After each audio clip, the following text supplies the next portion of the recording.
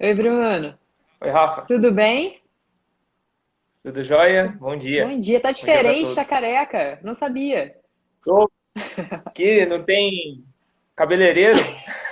É a Val, a cabeleireira? Eu e a Val estamos fazendo o trabalho aqui. Que legal. Bruno, obrigada pela sua participação, por ter aceitado Obrigado a você pelo convite. esse desafio, né, de falar sobre algo que é super Bora! vasto e A gente adora o diretamente. desafio. Então, acho que queria muito que queria muito agradecer mais uma vez a presença, de disponibilizar o tempo de estar aqui com a gente para agregar, para ajudar as pessoas com esse assunto que é muito procurado, né, Bruno? Muitas dúvidas, Bastante. muitos mitos, muita coisa envolvida. Então, vamos começar. Pois é.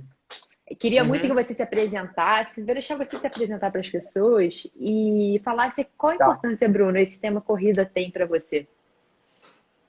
tá. Bom, eu sou fisioterapeuta de graduação. Em seguida, eu emendei uma pós-graduação em osteopatia e hoje eu estou no mestrado em biomecânica da corrida. Legal. Desde a minha formação, eu posso dizer que a minha história com a corrida começou lá no meu último ano de graduação, de faculdade, né? A gente tinha eu tinha um período de estágio e faculdade ao mesmo tempo. E eu Aham. sempre fui um cara ativo, gostava de jogar bola, academia. E nesse período eu não tinha tempo para nada, eu só tinha um tempo para dar uma corridinha, nesses intervalos, né? Aham. E eu comecei a correr nesse período. Eu falei, caramba, que gostoso, né? Daí eu até fiz um desafio para mim na época, né? Se eu não conseguir pegar nenhuma DP no último ano, eu ia correr da minha cidade até a cidade que era a faculdade, que era Limeira Piracicaba, duas cidades vizinhas. Quantos Eu falei, quilômetros? dava 30 quilômetros. Caraca. Nossa, tô amador. Daí, Nunca. deu um ano, eu tinha um ano para treinar. Daí eu falei assim, se eu não pegar nenhuma DP, eu vou correr de Limeira para Piracicaba. E deu nessa, né? Não peguei DP, chamei um amigo meu, falei assim, ó, vai de bike comigo para me dar o suporte que eu vou correr de Limeira para Piracicaba. Caraca. E depois que eu fiz esse desafio, meio que deu um despertar para mim, assim, tipo, nossa, que legal você usar o seu corpo para poder se deslocar, né? Então isso para mim foi o mais fascinante e até hoje acho que o mais me fascina poder estudar corrida é ter essa noção de que o nosso corpo consegue explorar ambientes. Uhum. E daí nesse período eu comecei a estudar, né? Comecei a atender muitos corredores, porque eu comecei a participar daí de provas, eu fui para o triatlon, fui para ultramaratonas, fui fazer corrida de montanha. E mergulhei de fundo, né? Daí conheci a Valéria, e ela também trabalhava com corrida, daí a gente foi cada vez mais se aprofundando. Daí eu posso dizer hoje que a corrida, ela é quase o nosso plano de fundo, assim, da nossa vida, né? Tanto que a gente pratica, hoje a gente tem assessoria de corrida, a gente teve a oportunidade de ficar um ano e meio morando numa região que é o centro de corrida de montanha no Brasil. Então a Legal. gente conseguiu conhecer muitas pessoas que se dedicam realmente à corrida de montanha.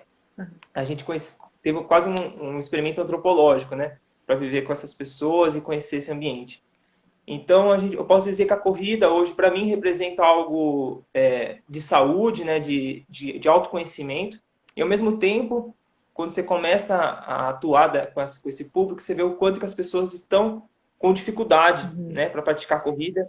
E acho que a gente vai abordar um pouco isso, né? O quanto ela é nossa, né? Ela tem um pertencimento humano muito forte, mas ao mesmo tempo as pessoas sofrem bastante, né? O índice de lesão é muito alto, muita gente para de correr porque se machuca. Uhum. Eu acho que eu vou tentar contribuir nessa meia hora em relação a Acho que isso. sim, porque é uma paixão, né, Bruno? Eu não conheço uma pessoa que pratica corrida que não é extremamente apaixonada, que fala assim, ah, eu corro porque eu tenho que correr, que é diferente da Pois academia. é, Eu me exercito porque eu tenho. Que é bem exato. difícil, né, você ver uma pessoa que tem esse pensamento. Ô, Bruno, É verdade. desculpa, você ia Pode falar. falar. Não, Não, ia. não é que realmente a corrida ela é meio que uma paixão às pessoas, né? Porque é quase uma tribo, assim, né? Aham. Então as pessoas que se envolvem com a corrida, elas percebem que rola algo a mais, né? Além de todo o aspecto que a Cascaval vai trazer de Aham. neurociência, dos aspectos positivos para o cérebro e tudo mais, mas é um pertencimento, né? E ficar fora desse pertencimento, desse grupo, de participar de prova, de se programar para viajar, então tudo isso é preocupante para o corredor, né? Então por isso que ele não quer ficar de fora mesmo. Hum, Daí se torna quase uma paixão. verdade, é bem motivacional mesmo. Ô, Bruno, então vamos entrar aí a fundo raso nesse Tá, assunto baixo. Se você pudesse escolher três aspectos, Bruno, para falar sobre corrida, que quem está aqui nessa live deveria saber, quais seriam eles? tá. Bom, o primeiro aspecto que eu acho que é importante essa noção que o ser humano ele tem a capacidade de corrida de longa distância. Então, se a gente pegar hoje qualquer criança que nasce, ela tem um corpo moldado para conseguir correr longas distâncias. Né? Que as pessoas, nossa, eu não sou preparado para correr. Isso foi um grande tabu. Então, acho que a primeira coisa para a gente tentar trazer uma noção para vocês é que o nosso corpo ele foi feito para correr. Né? E por muito tempo, até na área médica, na área da saúde como um todo, era um tabu porque se achava que o ser humano não foi preparado para correr. Uhum. Porque se tentasse argumentar com qualquer área, pessoa profissional da saúde, né, desde a década de 70, por aí, eles iam falar para você, se você comparar o ser humano com qualquer outro animal, ele perde, né, numa corrida. Então, para um cachorro, para um cavalo, você perde, né, se você for apostar uma corrida. Só que a noção de ver essa nossa capacidade de correr com esses animais era uma noção de alguém teve um start, né, que foi o David Carey, em 1986, que ele lançou um artigo mostrando que, através de anatomia comparada, nós temos características de animais corredores. Por exemplo,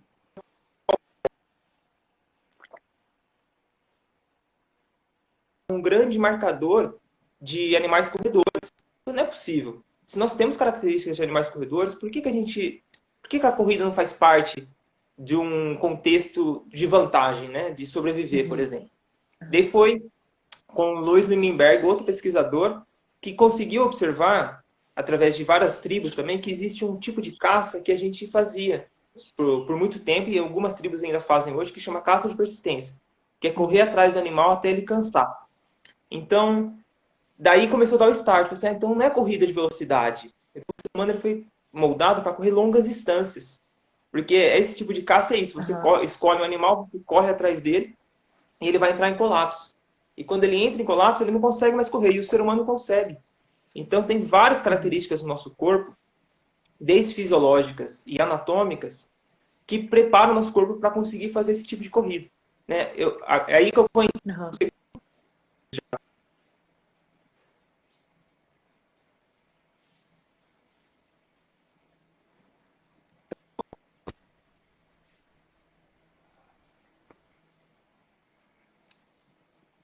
Tá travando um pouquinho. Acho que agora tá voltando. É o seu? Acho que é o meu. Ainda não voltou, Bruno. Ainda não voltou. Espera aí, então. Vou tentar mudar. Tá.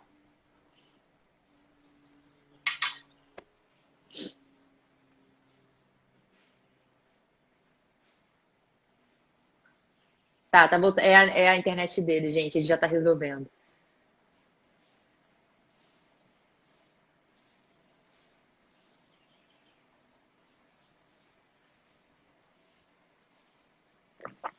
Acho que agora vai voltar, hein, Bruno? Voltou? Foi sim. Beleza. Voltou. Então, essa noção que o nosso corpo foi feito para correr, do ponto de vista natural, né? Ela foi muito pegada por algumas pessoas e tentar transferir isso. Né? Porque se a gente pensar que nesse período, né, a gente vai falar de 2 milhões de anos. 2 milhões de anos é muito tempo moldando o nosso corpo para correr. E esse período foi descalço. Né? A gente não tinha uma estrutura, um conhecimento tecnológico para fazer um calçado com amortecimento e tudo mais. Então a nossa corrida foi moldada de forma descalça. Uhum. Então, o segundo ponto que eu gostaria que todo mundo soubesse é que o nosso corpo, esse tipo de corrida que a gente pratica, de forma cultural, de provas e tudo mais, ela não é a mesma corrida do ponto de vista de sobrevivência. Então, a corrida, eu posso até mudar o termo, né? O deslocamento de grandes distâncias, do ponto de vista natural, ela é diferente do ponto de vista cultural. Esses tipos de provas que a gente faz, como o nosso paciente chega para a gente. É um outro ambiente, é uma outra situação, né? Um outro tipo de contexto. Então, vou trazer um exemplo para vocês. Em um dos relatos, né, dos estudos de caça de persistência, o pesquisador conseguiu pegar o tempo e a distância dos corredores, né, dos caçadores. E o tempo, olha que interessante, Rafa. Eles conseguiram pegar uma distância que era de 30 quilômetros e o cara percorreu em 5 horas. Se a gente pegar esse tempo e tentar trazer para o nosso contexto, numa prova de corrida de rua, por exemplo, seria um dos últimos a chegar.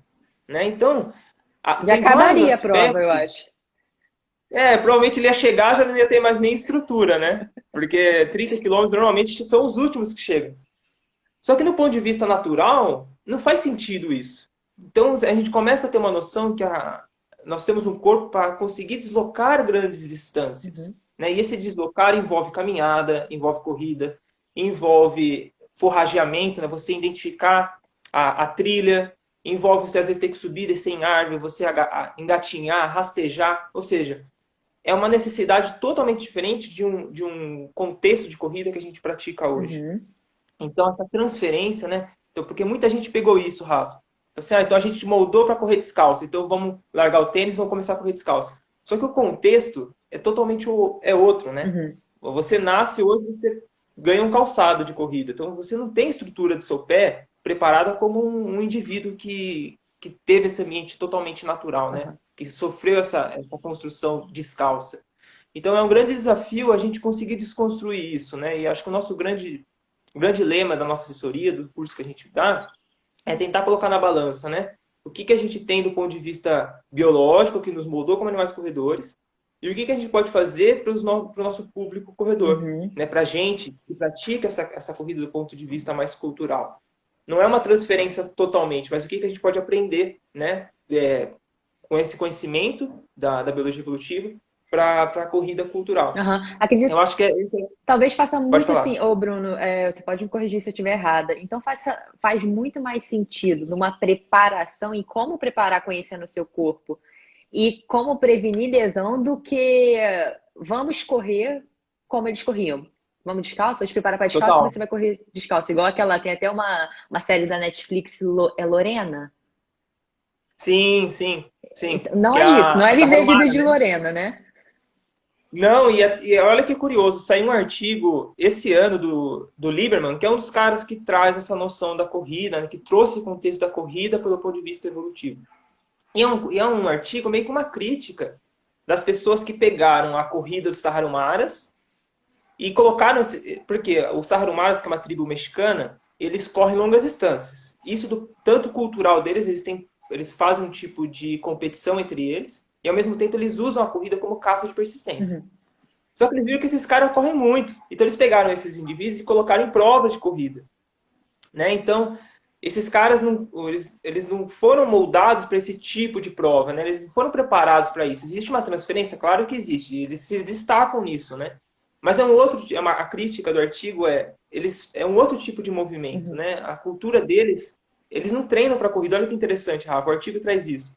Eles não treinam corrida. Né? Mas por que eles correm tão bem? Por que eles correm tantas longas distâncias? Primeiro, eles vivem da agricultura.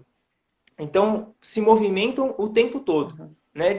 Em um ambiente totalmente montanhoso.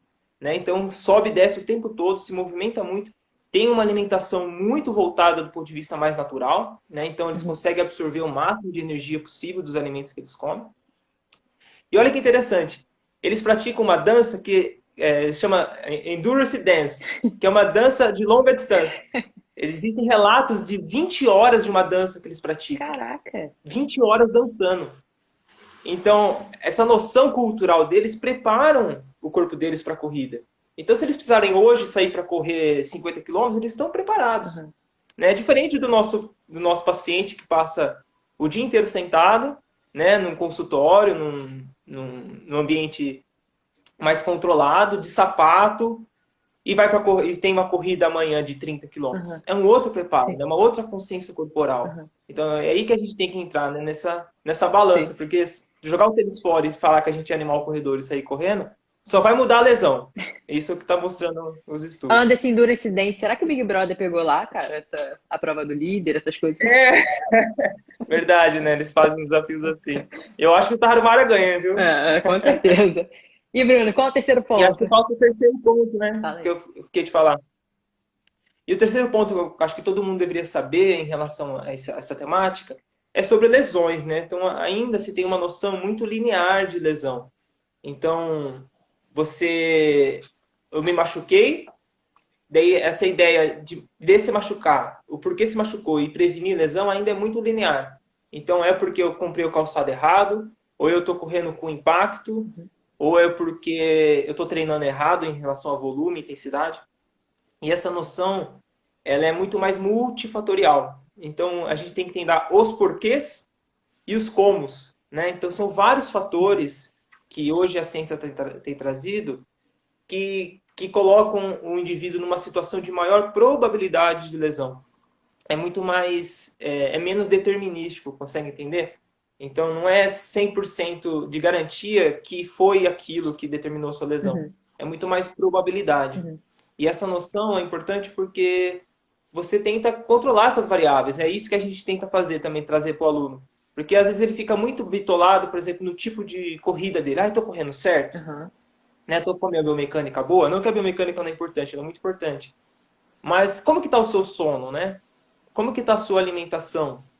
Como que está a sua variabilidade de movimento, né? Você coloca o seu corpo para fazer outros tipos de movimento, né? Você tem uma boa flexibilidade, você tem um bom equilíbrio muscular, seu sono, né? Você tem dormido bem. Então a gente tenta trazer isso que é realmente o que tem mais de embasamento, é tentar ver todas essas variáveis e ver o quanto que você está em risco, né? Então, por exemplo, se você dorme mal, você se alimenta mal, você não se movimenta muito, só que ao mesmo tempo você tem um gesto de corrida mais propenso para se lesionar. Então você aumenta a probabilidade de lesão. Então a gente começa a trabalhar mais com essa noção de probabilidade. uhum. E acho que isso é importante, porque a maioria dos corredores ainda acha que eles precisam alongar antes de correr, que é um mito, né? Então eu tenho que alongar antes de correr, eu tenho que comprar o tênis certo. Então, essa noção de lesão, ela tem que ser cada vez mais desconstruída. Uhum. Então, tentar entender como está o seu corpo, né? Em relação a tudo, em relação ao seu estilo de vida, estresse, alimentação. E aí a gente pode entrar em qualidade de movimento, que envolve, às vezes, o calçado, né? É um calçado, às vezes, que restringe algumas características anatômicas do pé. Às vezes é interessante você trabalhar. Uhum.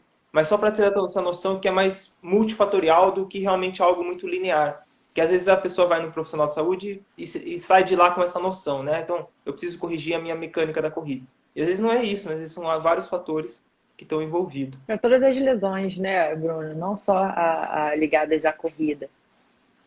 Todas, Acho que a gente tem um trabalho muito, muito grande pela frente para poder desmistificar essas coisas e não só desmistificar, né, Bruno? Acho que a importância de dar umas soluções de onde, qual é o caminho que eu tenho que seguir para isso, desconstruir, isso é muito mais importante. Porque exato. chegar aqui e falar, ó, gente, não é isso, tá? Não é isso aí que te falaram durante anos, tá? E aí? E aí, Então, o né? trabalho que E vocês tem essa façam, noção que vocês fazem é do incrível. empoderamento também, né, Rafa? Sim. Eu acho que essa noção de empoderamento para o paciente é muito importante. Porque, às vezes, o que ele precisa não está comigo, né? Às vezes, o que ele precisa está com essa noção de mudar alguns aspectos do seu estilo de vida, né? Pelo menos aqui em São Paulo, o que eu atendo de paciente que não consegue dormir bem é impressionante, né? Muitos pacientes meus que têm que tomar remédio para dormir. Caramba. Então, olha um ponto que é fundamental tanto para a lesão e para a concepção de dor. Hoje a gente tem essa noção, né? Então, o paciente chega para a gente com dor. E é o sintoma básico, né? O sintoma primário para a gente. Uhum. E a gente sabe que dor hoje ela é multifatorial também. Uhum. Né? Entender a dor, existe um grande conceito mais complexo que envolve que não é só, nem toda dor é uma lesão. Uhum. Né? Não quer dizer que o indivíduo chega para você que ele está lesionado, se ele chega com dor, né? Então, essa questão de qual é a solução é realmente esse desafio, né? A gente explica e tudo mais, então agora a gente vai tentar mapear. Vamos ver o que a gente pode atuar e o que você consegue fazer sozinho, né, com algumas mudanças e dar esse empoderamento, que eu acho que é o grande desafio para a gente, na nossa área. Nossa. Principalmente agora, né, na Covid, que Nossa. está todo mundo quase não conseguindo ter acesso a seu fisioterapeuta, ao seu médico, né? Às vezes a pessoa fica aí, aqui o que eu faço, né? Aqui estou querendo correr, estou me sentindo tô com dor e tudo mais. Uhum. Então, acho que esse empoderamento, esse ambiente escancarou quanto a gente precisa Uhum. empoderar cada vez mais nossos pacientes. Verdade. O desafio vai ser bom, vai ser um desafio dobrado, né? Depois que acabar a quarentena, mas vai ser, acredito que vai ser bom. Eu estou confiante, Bruno, Eu também, com relação a isso. eu acho. E para quem quer entender mais sobre esse assunto, Bruno, o que você indica pra gente aí? Para ler, Olha, autores? eu vou indicar o caminho que eu fiz. Tá. Tá? Foi começando com o livro do Daniel Lieberman, A História do Corpo Humano. Então, acho que para quem quer entender a corrida, o corpo humano, né, como um todo, e principalmente a corrida, por essa perspectiva evolutiva, eu indico o livro do Daniel Lieberman. Que Existe um inclusive livro vai também muito lançar bom. outro, né? Em setembro. Ah, é? Não sei. Verdade? Desculpa te falar isso, mas Olha. entre na Amazon que já tá na pré-venda. É É, mesmo? Já vou procurar. Que legal. E o outro que acho que tem uma temática mais envolvendo corrida, mas toma cuidado, porque quando você lê esse livro, você quer jogar o seu tênis fora e começar a correr descalço, tá? E é o Nascidos para Correr, que é do Christopher McDougall, e ele traz essa noção da corrida dos Tartarumaras, que foi esse exemplo que eu trouxe para aham. vocês. É um meio que um romance, assim, é muito interessante, é muito bonito o livro. Mas só toma esse cuidado, né? Porque ele dá uma paixão da corrida descalço, que dá vontade de você jogar fora o tênis e sair correndo descalço. Mas essa ideia do livro realmente é trazer uma noção de antropológica, né? Então, como que esses caras correm assim? Então, dá um despertar muito interessante. Legal. E acho que hoje na internet tem muita coisa no YouTube, tem o próprio da Netflix, você comentou também, Lorena? esqueci o nome, da Lorena. Então tem alguns vídeos no YouTube, documentários que vocês podem procurar que também pode trazer essa noção. Mas aí eu indico esses dois livros para dar esse despertar maior, assim. E eu indico o teu E tem a curso. nossa página, né? Tem a nossa página que a gente pode ajudar em algumas coisas também. Fala, quem quiser encontrar o trabalho de vocês, quais são as formas, Bruno? Tanto para curso quanto assessoria. Tá. A nossa assessoria, então, se você não é profissional da saúde e quer começar a correr, ou se você é profissional da saúde e quer começar a correr com a gente também, a nossa assessoria é Corrida Natural, @Corrida Natural. Tem o nosso site, www.corridanatural.eco.br. Uhum. E se você quiser começar a trazer essa noção para aplicação clínica, né, ou para a sua assessoria de corrida, tem o nosso curso que é para profissional da área do movimento, que é o Corrida FBA. Então, @Corrida FBA, vocês vão encontrar lá. A gente está para lançar o nosso formato online por conta desse período, né? Então, mas ano que vem provavelmente vai voltar todas as turmas presenciais. Legal. Mas até lá a gente vai estar lançando o nosso curso online. Bruno, cara, muito obrigada por tudo que Deu você... certo? Deu Deu, super né? certo, você foi super, nossa, mais objetivo impossível. Você terminou até antes para deixar mais tempo para a Val. Claro, claro. O cavaleiro, né? Bruno, obrigada, viu? Todas as dicas eu vou deixar Obrigado, nos Rafa. stories, gente. Então não se preocupe se vocês não conseguiram anotar, eu vou deixar aqui. Obrigada, Ah, Bruno. legal. Obrigado, Rafa. Valeu, Valeu. pessoal.